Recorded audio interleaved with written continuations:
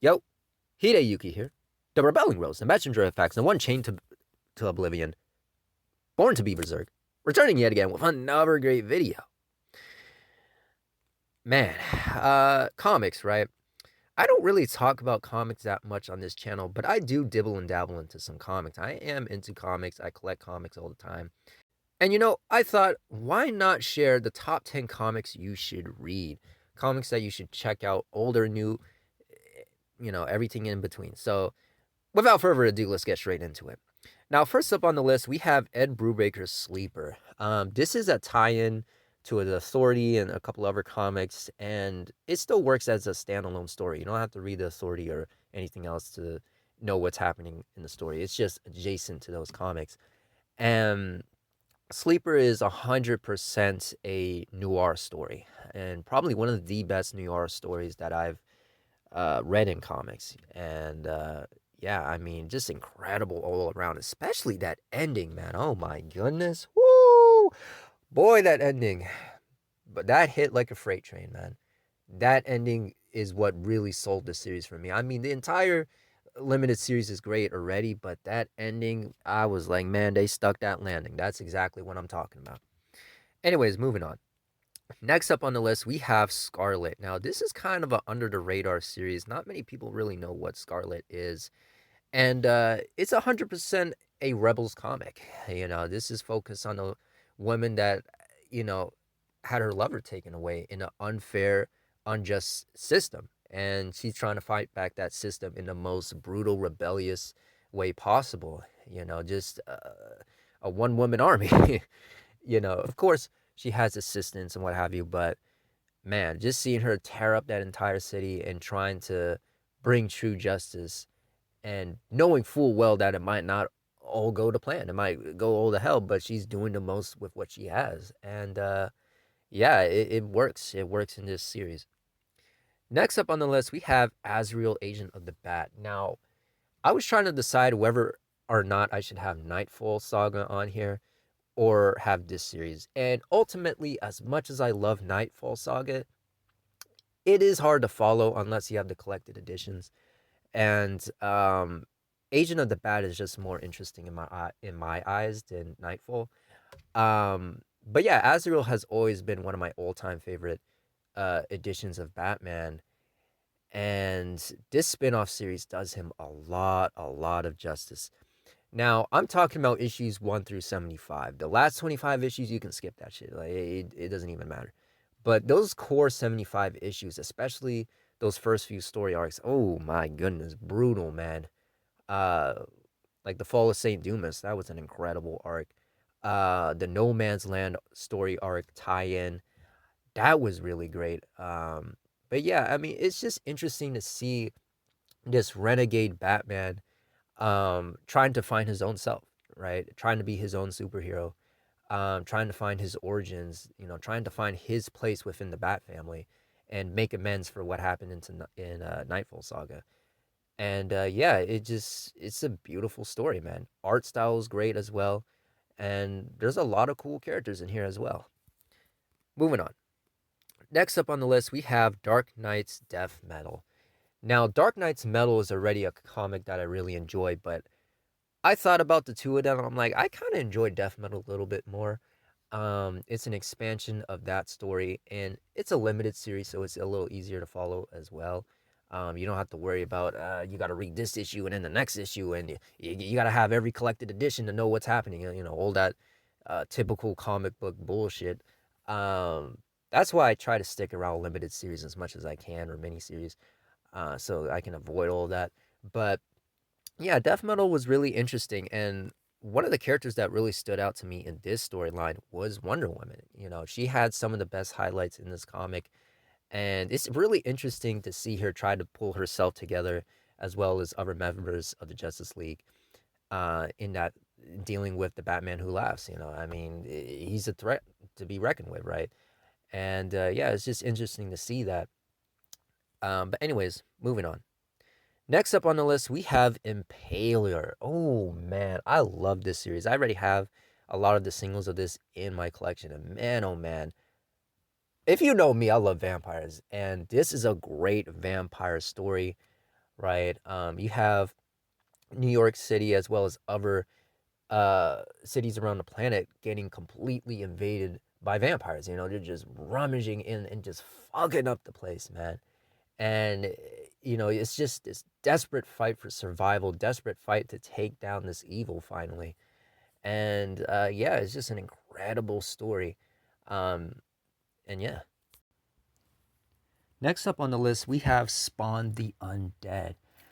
Man, when it comes to Spawn, I love so many different iterations of Spawn, but I have to say, Spawn the Undead is probably the most underrated, most overlooked Spawn comic that I can think of. And as great as Gunslinger is, as great as King Spawn is, and all the other spin offs, ties ins, you know, whatever else from Spawn that you can think of, Spawn the Undead is probably the most interesting one. This is the comic that McFarlane has been trying to put out uh, you know, for the longest time. This is the Spawn he envisioned. This is what he envisioned Spawn to be as a character.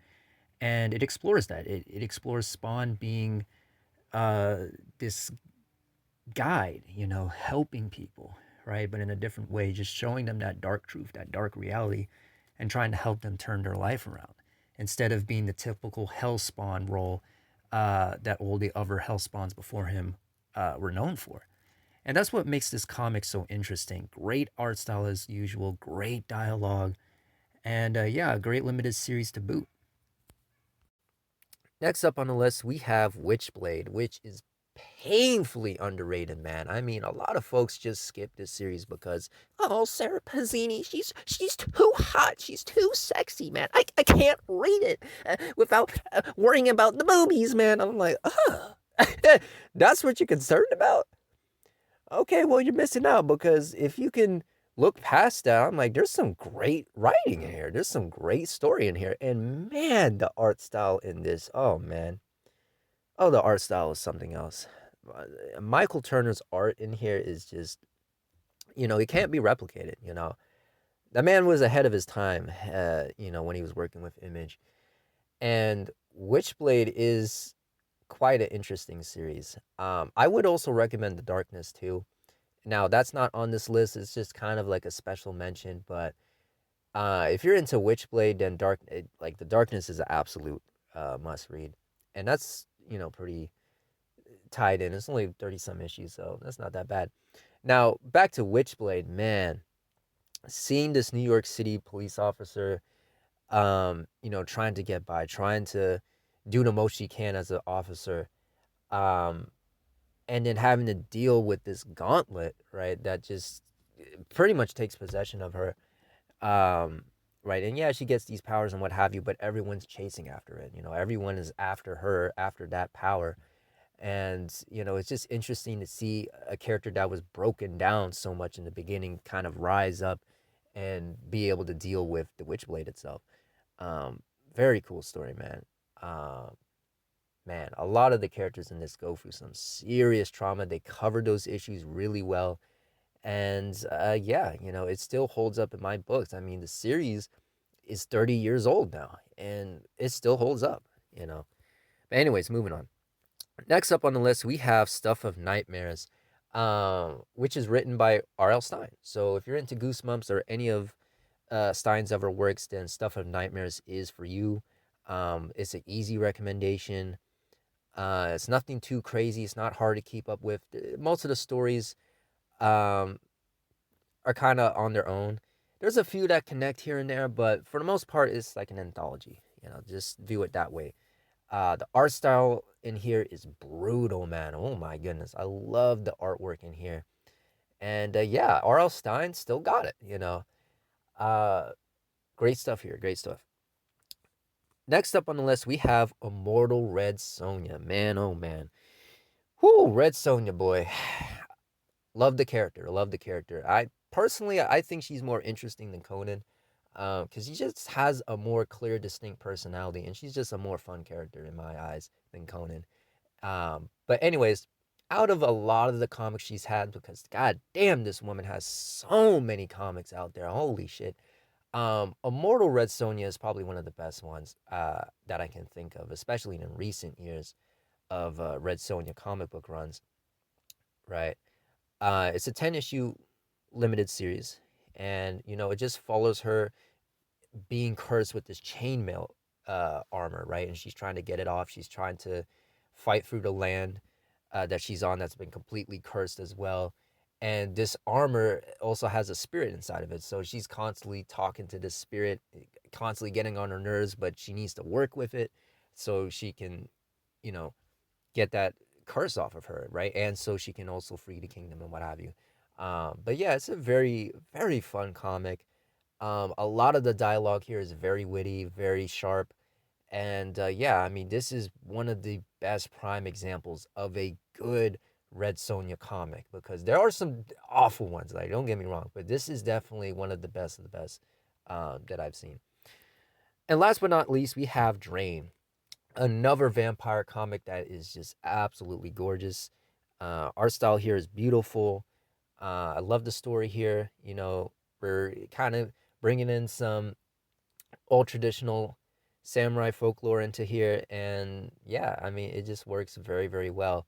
There's a couple other comics that is similar to this, but this one stands out more than the other one I'm thinking of. Can't remember the name, but Drain is the one that's stands out more. Oh, Shiku, I think it was called that. Yeah, Shiku or what have you. I'll take this over that because that comic, it kind of fell flat. And Drain, on the other hand, man, it just stays intense. Pretty easy to follow, pretty easy to find, and yeah, great stuff, man, great stuff.